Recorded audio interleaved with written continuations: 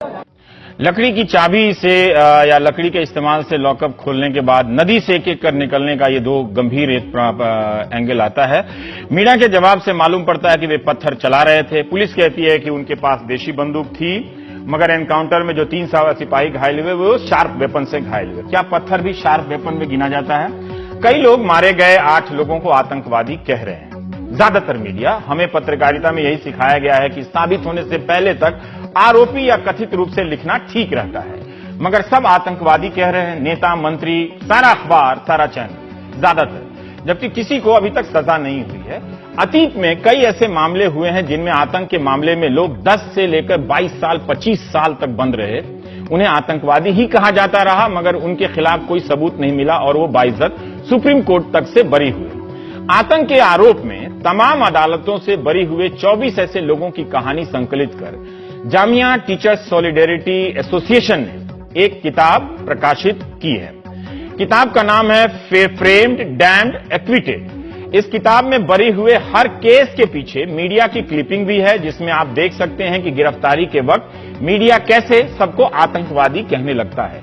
Media ही नहीं, उनके रिश्तेदार, दोस्त, सब आतंकवादी कहने लगते हैं और दूरी बना लेते हैं। आप हमारे स्क्रीन पर इस वक्त अब आगे देखेंगे 2 तस्वीरें। एक तस्वीर उस नौजवान की है जब वो 20 साल का था 1994 में, और एक तस्वीर 31 मई 2016 की है जब वो 43 साल का होता है।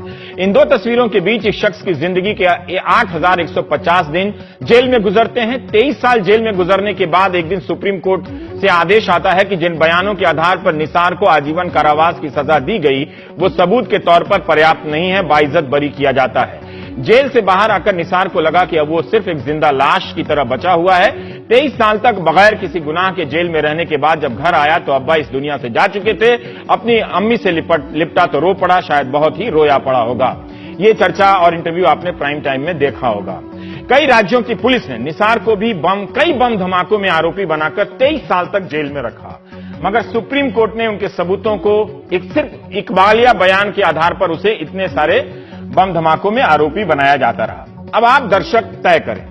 यह पूछा जा रहा है कि भोपाल के भागे सिमी कार्यकर्ताओं को कुछ लोग या कुछ पत्रकार या सेकुलर आतंकवादी क्यों नहीं कह रहे हैं। इस सवाल का जवाब दिया जाना चाहिए और पूछने वाले को बिल्कुल ये सही सवाल पूछने वाले पूछ रहे हैं, क्योंकि ये सवाल को लेकर सोशल मीडिया में बहुत भद्दी भद्दी गालियां दी जा रही हैं। मैं छोटा सा प्रयास करता हूं। सोशल मीडिया पर भद्दी गालियों के साथ सवाल पूछने वाले कह रहे हैं कि क्या इन्हें आतंकवादी इसलिए नहीं कहा जा रहा क्योंकि ये मुसलमान हैं।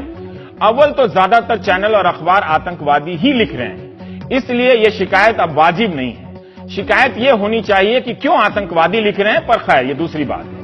निसार का ही केस लीजिए। मुझे आप पर यकीन है, आप निसार की कहानी जानकर ये नहीं कहेंगे कि एक मुसलमान के साथ ऐसा नहीं होना चाहिए। आप यही कहेंगे कि किसी भी आम भारतीय के साथ ऐसा नहीं होना चाहिए।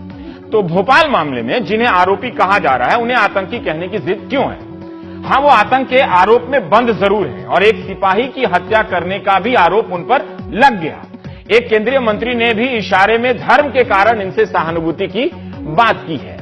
एनकाउंटर ने सबको सताया है, हिंदू को भी सताया है, सिख को भी सताया है।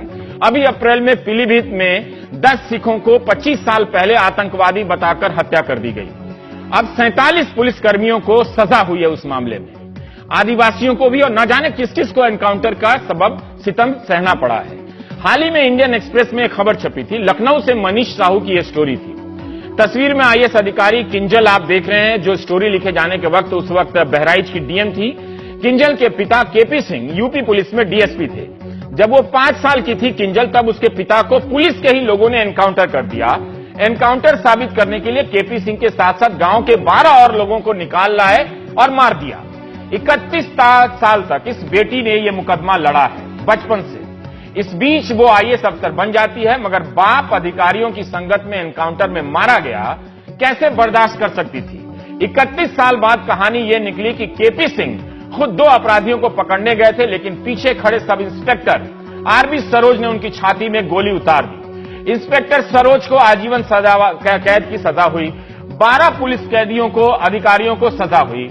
इनमें हिंदू भी थे और मुसलमान भी थे। इसलिए पुलिस के एनकाउंटर पर सवाल उठते रहना चाहिए। इसका हिंदू या मुसलमान से कोई लेना देना नहीं है। नहीं तो पीलीभीत के उन 10 सिखों से को आप क्या कहेंगे जिन्हें आतंकवादी बताकर 47 पुलिसकर्मियों ने मार दिया।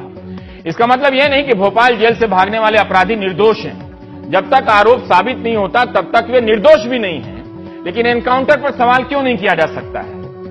जेल से कैसे भागे क्यों नहीं सवाल हो सकता है? रमाशंकर यादव की हत्या कैसे हुई यह सवाल क्यों नहीं हो सकता है? हमने यह भी देखा कि मालेगांव बम धमाके की आरोपी साध्वी प्रज्ञा सिंह ठाकुर के बारे में मीडिया ने कैसे लिखा। अव्वल तो हम आरोपी लिखता है या आतंकवादी लिखता है, हम सारे अखबारों को स्कैन नहीं कर पाए, वक्त नहीं था। लेकिन इंडियन एक्सप्रेस की हेडिंग आपको दिखाते हैं, इसमें सीधे पूरा नाम लिखा है। हेडिंग में आरोपी भी नहीं लिखा है, आतंकवादी भी नहीं लिखा है, साध्वी प्रज्ञा सिंह ठाकुर लिखा है। और ये टाइम्स ऑफ इंडिया का आपको हेडिंग दिखाते हैं कि जिसमें सिर्फ साध्वी प्रज्ञा सिंह ठाकुर लिखा गया है, एसपी पुरोहित लिखा गया है, न टेरर एक्यूज लिखा गया है, न ही आतंकवादी लिखा गया है। तो क्या यह जिद ठीक है?